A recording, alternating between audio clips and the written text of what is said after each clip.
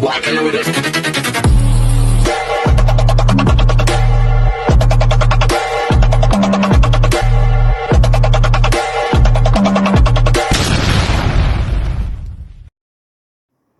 Hi everyone! Good evening! I'm back! It's your Mama Sam dito sa Sam Sam TV. Kamusta naman kayo mga amigo, amiga, kumare at kumpare? Sana lahat kayo ay okay na okay ngayong gabi. Kung ako naman ang tatanungin ninyo, syempre, eto, pagod. Charot. So, yun. So, ang dami kasi naming eksena kanina, pero masaya naman. By the way, so sana lahat kayo ay okay na okay ngayong araw na to at sana lahat kayo ay nakapaghapunan na ng bonggang-bongga.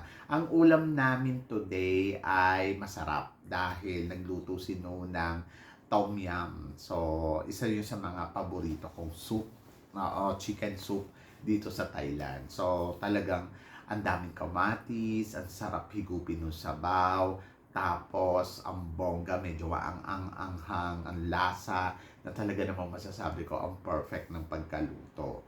And then, of course, syempre, madami ako nakain tonight, di ba?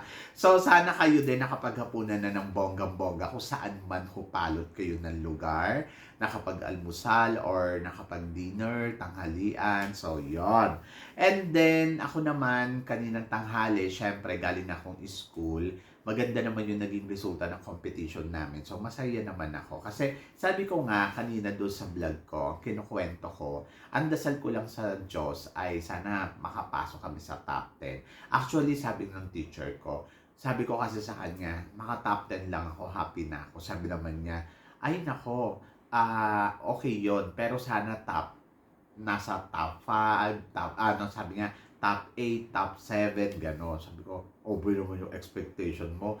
Tapos sabi ko sa kanya, syempre ako yung nagtitrain dun sa bata. Alam ko yung capacity level nila at kung hanggang saan lang ba talaga sila. Kaya nga sabi ko, I wish talaga, pinag-pray ko talaga to ng bonggang-bongga na sabi ko sana makapasok kami sa top 10. Kasi syempre, depende talaga sa bata kung gaano kagaling, mag-deliver ng sinasabi niya, at yung paano siya magpipresent, di ba? So, alam ko kung ano ang meron. Kaya kanina, yung resulta ay pumasok kami sa top 8 at taas pa ng grades na nakuha ng mga bata. Eh, masayang-masaya na ako doon. Kumbaga, isang malaking achievement na yon. So, bongga na yon para sa akin. Di ba? So, yon. So, hindi biro yon na makakuha ng ganong kalaking score. Kaya, sabi ko, bait talaga ng Diyos. Tapos, yon, sabi ko, next time, mali mo, di ba, kaya namin mag number 1. Aminado ako na mahirap gawin yon pero walang imposible sa itaas, guys. So, yan. So, eto na nga. Syempre, marami tayong chika ngayon na talaga naman, oh my God, magtataas ang kilay ninyo sa pag-uusapan natin ngayon dahil Celeste Cortese nagsalita. Syempre, after niyang manalo ng Miss Universe Philippines, wala na tayong narinig na, kumbaga parang wala na tayo narinig kay Celeste Cortese, di ba? Parang bigla siyang nanahimik, tapos hindi siya pupunta sa mga event ng Miss Universe Philippines. So, hindi natin alam kung ano nga ba ang totoong nangyari. Pero kasi, meron ako nabasa na article, tapos ang sinabi ni Celeste Cortese dito, ayaw ko na sa pageant, sa beauty pageant. Sabi niya, I'm done with the beauty pageant. Tapos na ako roon as of now, sabi niya. So, I would not do it again. I know it's not for me. Finally, I have something I can work and that is acting. So, yon. So, ang reaction ko dito, sabi ko, bongga, charot. So, yon. So, syempre, lahat naman ng mga beauty queen, as long as possible talaga, syempre, after nilang manalo, ay dapat meron silang anong next sa kanila, di ba? Dapat may ganap sila. So ako, para sa akin, si Celeste, napakaswerte kasi at least, di ba, nakapasok siya sa mundo ng showbiz. So yung una, sabi ko nga, napaka-ungrateful naman. Yung ganito, yung after ko marinig, sabi ko, ungrateful naman ng eksena. Pero sana wag kalimutan ni Celeste Cortese, hindi siya makaka-connect doon sa show business kung hindi siya nanggaling sa beauty pageant. So yun, so siguro dahil na-imbyer na lang siya sa experience niya, kaya niya nasasabi to. Pero sabi ko nga, dapat kahit anong mangyari, grateful ka lang dapat lagi. Kasi 'di ba, hindi mo alam kasi kung ano at kung bakit kanila na-discover. So siguro dahil nakita kanilang Miss Universe Philippines ka. So dapat nandoon ka pa din na grateful ka. So kung ayaw mo na sumali sa pageant, it's okay. Siguro nagpakatotoo lang talaga siya doon sa nararamdaman niya na ayaw niya na ng pageant. So, sabi ko naman, malay mo in the future, di ba? Biglang magbago isip mo, biglang sumali ka sa Miss World, di ba? Hindi natin alam. Bata pa naman kasi si Celeste. But good for her kung meron siyang pinagkakaabalahan ngayon. So, ang alam ko ay meron siyang TV series at gumagawa nga siya ng, ano tawag dito, ng teleserye. Ato yung Walang Matigas na Pulis sa Matinik na Misis Season 2 na, di ba? So, isa si Celeste Cortez sa mga bida dito. Kung ako ang tatanungin mo sa sinabi ni Celeste Cortez, di bongga. Kung ayaw mo na, di wala tayong magagawa. At sabi ko nga, sana galingan niya yung acting niya para hindi mawala sa kanya kung ano yung blessings na meron siya ngayon. So, dapat pag-igihan niya dyan. Kung hindi para sa kanya yung beauty pageant, kung hindi siya pumasok sa semifinals, kung parang feeling niya, bumaba yung kumpiyansa niya dahil doon sa beauty pageant, okay lang yon. Pero, sabi ko nga, dapat pagigihan mo dito sa show business kasi syempre, okay, ngayon meron kang teleserye, bukas hindi natin alam kung meron. Pero syempre, kung hindi mo gagalingan, ay walang magiging next na follow-up na teleserye. Kasi ganun sa showbiz kapag yung hindi ka kumita or hindi nag-click yung ginagawa mo or hindi nila nakita yung galing mo, sa susunod, hindi ka nila bibigyan ng project kasi by project naman to.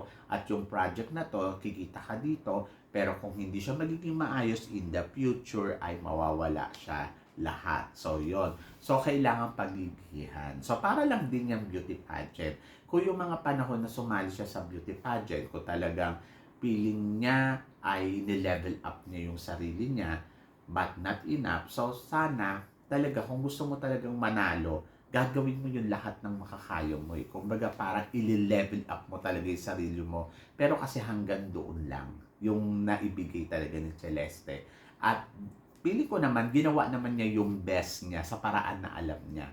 Pero hindi lang talaga nag-click ng bonggang-bongga hanggang sa makarating siya doon sa, yung alam mo yun, sa dulo ng competition. Kaya siguro, ganun yun na-feel niya. Pero sabi ko nga, kung talagang isasagad mo ang sarili mo sa isang bagay, pwede kang magtagumpay. Ganon. So, yun. So, ngayon, tapos na ang pageant at alam naman na natin kung ano yung nangyari sa kanya sa Miss Universe. At least, naka-move on siya doon sa parting yon. And then, pwede niya simulan ang sarili niya sa bagong panimula. Katulad nga neto sa pagpasok na sa mundo ng showbiz. And then, I hope na talagang magtuloy-tuloy ito forever para sa kanya. Kasi syempre maganda naman si Celeste, mabait naman si Celeste. And then ayun, so sana talaga hanggang sa dulo ng kung ano man yung gusto niyang i-goal sa buhay niya ay makuha niya yun ng bonggang-bongga, di ba? So yun. So naloka lang ako doon sa statement na ayoko na sa pageant, ganon. But siyempre, respetohin natin kung ano yung nangyayari at kung ano yung gusto niya ngayon. So, ako naman, para sa akin, ay okay yan. At least, di ba, napatunayan niya sa sarili niya ngayon na talagang hindi lang pageant ang bubuhay sa kanya. Meron pang iba. So, wish all the best talaga para kay Celeste Cortez. Siyempre, tingnan natin kung ano nga ba ang mga susunod niya pang gagawing project. At sana masuportahan po natin si Celeste ng bonggang-bongga. Kasi syempre napaka-importante talaga yung support din natin. At syempre, nakita naman natin na tinatry naman niya yung best niya dito sa pag-acting. So sana panoorin po natin yung kanyang mga gagawin na project. Diba? So, yun. So, medyo nakakaloka, no? Sayang pa naman. Ang ganda-ganda pa naman ni Celeste. Pwede nga siyang pang Miss World or pang supranational. Sana maisipan niya uling magbalik sa mundo ng pageantry in the future. Diba? Kasi syempre, hangad natin talaga na magkaroon ng corona itong si Celeste Cortese at sa nakikita natin gandang meron siya. Malay mo naman in the future. Kasi syempre, through your experience, magmamature dyan, tapos alam mo yon na parang malalaman mo sa sarili mo kung dapat pa ba akong lumaban in the future. So yun. So sana wag mag-close yung door para sa kanya. Kumbaga parang wag niyang i-close yung pintuan ng mundo ng pageantry kasi tulad na sinabi ko kanina, hindi naman siya makikilala as a Celeste Cortese kung hindi dahil sa pageant. Diba? So, yon kayo guys. Ano guys ang masasabi ninyo dito sa mga pinag-uusapan natin ngayon? So, please comment below para at least malaman ko naman kung ano naman ang chika mo dito sa mga pinag-uusapan natin. So, yun guys. Syempre maraming salamat sa inyong lahat sa walang sawang suporta at pagmamahal na binibigay ninyo dito sa channel ko. At sa mga hindi pa po nakaka-subscribe dyan, please don't forget to click like and subscribe my channel at i-click nyo na rin po ang notification bell para lagi kayong updated syempre sa aking mga chika. Sabi ng ganon, keep smiling lang para lalo kang gumanda. So yon guys, hanggang dito na lang. Hanggang sa muli nating chikahan. See you tomorrow. Thank you guys.